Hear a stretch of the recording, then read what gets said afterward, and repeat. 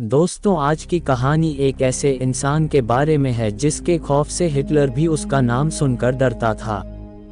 लेकिन बाद में जाकर उसके साथ कुछ ऐसा हुआ था जिसके बाद उस इंसान को हमेशा जंगल में रहना पड़ा। आखिर उसके साथ क्या हुआ, ये जानने के लिए ये वीडियो को लास्ट तक देखें। तो कहानी शुरू होता है। अभी समय चल रहा है 1941, जगह है रशिया। जैसा कि आपको पता है कि हिटलर ने यूरोप के ज्यादातर देशों में कब्जा कर चुका है।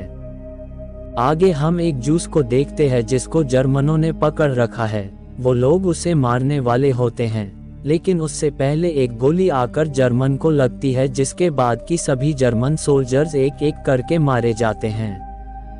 कुछ देर बाद हम एक आदमी को देखते हैं जिसके पास एक पुरानी स्नाइपर राइफल था। वो मरे हुए सोल्जर्स के पास जाकर कुछ ढूंढ रहा होता है।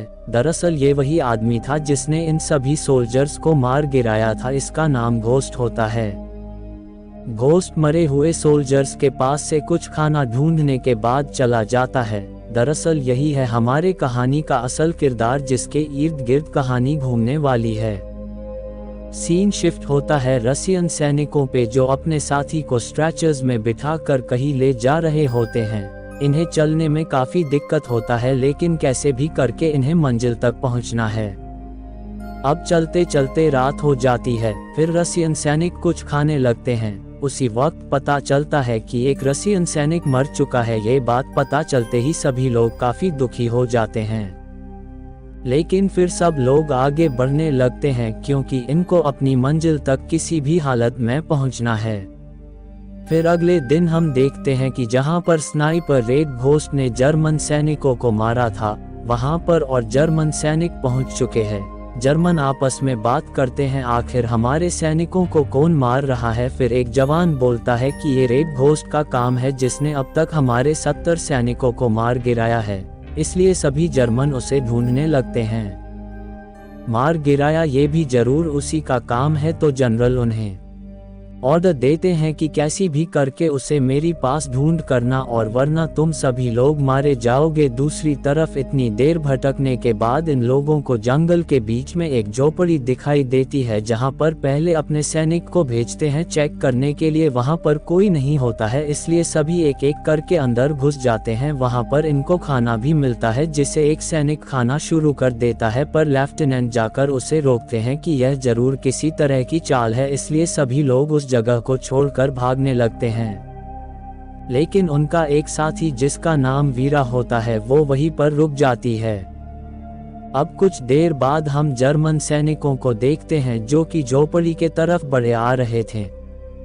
वीरा पकड़ी जाती है। ये सब छिपकर रशियन सैनिक देख रहे होते हैं, लेकिन उससे पहले जर्मन को वीरा की आर्मी ड्रेस मिल जाती है और वह जाकर ब्राउन को दे देते, जो उसे देखकर कहता है कि अगर तुम मुझे पहले बता देती कि तुम रेड आर्मी की मेडिक हो तो मैं, लेकिन तुमने मुझसे झूठ बोला और इसीलिए अब तुम्हें जिंदा रखना बेकार है, क्योंकि तुम हमारा किसी काम की नहीं हो। जिसके बाद वह अपने सैनिकों से ऑर्डर देता है कि इससे पहले तो खूब टॉर्चर करो और फिर इसको बाहर ठंड में ले जाकर मार दो। उधर वह सारे रेड आर्मी वाले अब आगे बढ़ना शुरू कर देते हैं, क्योंकि उन्हें कैसे भी करके वीरा को बचाना है। और कुछ देर बाद वो देखते हैं कि वीरा को जर्मन सैनिक उसे घर से बाहर ठंड में लाकर खड़ा कर देते। बहुत ही मारा पीटा गया था और आप उसकी हालत देखकर अंदाजा लगा सकते हैं। वह सब देख रहे थे। फिर जर्मन सोल्जर उसके ऊपर बंदूक तान देते हैं, पर वीरा कहती है कि प्रेग्नेंट औरत को मारा तो गॉड तुम्हें ऊपर 10 बार नर्क में डालेंगे। अब ये सुनकर वह डर जाता है और अपने जूनियर को बंदूक दे देता है, लेकिन उसका भी डर लगता है, पर उसको अपने सीनियर की बात माननी पड़ती है, इसलिए गोली चलानी पड़ेगी। इससे पहले कि वह गोली चलाई, गोली सीधे है उसकी खोपड़ी पर लगती है, और यह किसी और ने नहीं बल्कि रेड घोस्ट की गोली थी। वह यहाँ पर आ चुका था और इसी का फायदा उठाकर वह रशियन अंदर घुस जाते हैं।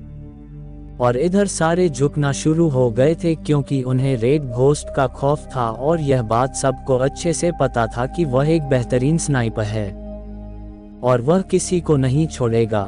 वह एक एक करके सभी दुश्मन को मारना शुरू कर देता है। जो बच रहे थे वह रूस लोग मार दे रहे थे। वहां बरौनी नहा रहा था, तभी उसे गोलियों की आवाज सुनाई देती है। वह फौरन बाहर आता है पर वह देखता है कि चारों ओर उसके लोग कई लाश गिरी पड़ी है। वह अपने साथी से बंदूक मांगता है लेकिन उसके पास कोई भी हथियार नहीं था।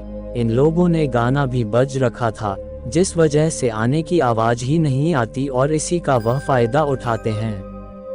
अब रेड घोस्ट का गोली खत्म हो चुकी है। रूसी उसकी मदद करते हैं ताकि वह बंदूक लेकर दूसरी ओर जा सके, लेकिन जैसी वह घर में घुसता है जर्मन जाकर उसके मुंह पर गर्म पानी फेंक देता है जिससे कि वह काफी जख्मी हो जाता है। लेकिन यहाँ पर अब जर्मन भारी पड़ रहे थे। अब वह जो सैनिक जिसे गर्म पानी फेंका था वह सही मौका देखकर भागने की कोशिश करता है, लेकिन एक रूसी उसे देख लेते हैं और उसे पर गोलियां चलाना शुरू कर देता है जिससे कि वह फिसल जाता और जाकर एक लकड़ी के टुकड़े पर गिरता है। लेकिन अभी वह जिंदा था और अगर उसने फिर से भागने की कोशिश करी तो इस बार वह जरूर मारा जाएगा। यहाँ बरौनी भी तैयार है, तभी वह देखता है कि वह आखिरी जर्मन बचा था उससे भी वह लोग मार देते हैं अगर वो नहीं भागा तब, और अब उसके पास अब भगाने के अलावा कोई और ऑप्शन नहीं था, इसलिए वो भाग जाता है। सभी रशियन बाहर आ जाते हैं, अब घर की ओर जाना शुरू कर देते हैं, पर वो जर्मन सैनिक वो नीचे गिरा पड़ा था, वो सभी के ऊपर गोली चलाने लगता है पर रूसी उसे मार देते हैं, लेकिन शायद काफी देर हो जाता है। दरअसल एक गोली रेड घोस्ट को लग चुका था, वो वहीं पर मर जाता है, लेकिन वीरा और इसका एक साथी जिंदा बच जाते हैं। अब दोस्तों 2 साल बाद का समय में दिखाया जाता है जर्मन अभी भी रेड घोस्ट की तलाश में थे क्योंकि वहां पर उन्हें उसकी लाश नहीं मिली थी। वहां के बच्चों बूढ़ों को मार मार कर उनसे पूछना शुरू करते हैं, तभी कहीं दूर से गोलियां चलना शुरू हो जाती है और सभी मारे जाते, जिसके बाद रेड घोस्ट आता है और उन सारे जर्मन की बंदूक और गोलियां लेकर चला जाता है। जब वह पीछे मुड़कर देखता है तो असल में यह कोई नया बंदा था, यानी कि कोई एक आदमी रेड घोस्ट नहीं है बल्कि यहाँ पर कई सारे ऐसे अनजान लोग हैं जिन्हें रेड घोस्ट के नाम से बुलाया जाता है, जो जर्मन को मार गिराने में रशियन की मदद करते हैं और मासूम लोगों को बचाते हैं। इसी के साथ यह कहानी खत्म हो जाती है। ये पूरी कहानी अननोन सोल्जर को डेडिकेटेड है जो अपनी जान लगाकर जर्मन को मार रहे थे। आपको कहानी कैसे लगी नीचे कमेंट करें।